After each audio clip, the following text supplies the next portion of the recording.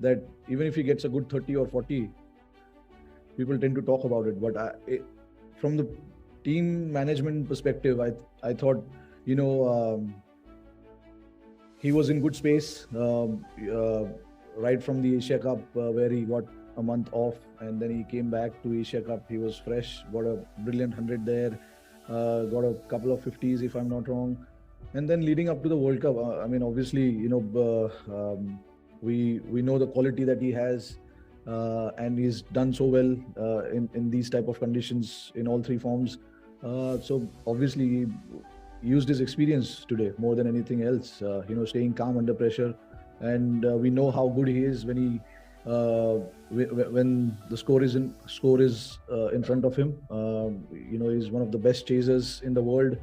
So yeah, I thought that partnership between both of these guys, the 100-run partnership, was a game-changing moment. Rohit, in your entire career, do you rate this Virat as best knock you have seen in a personal note? And what pep talk did he give before the game?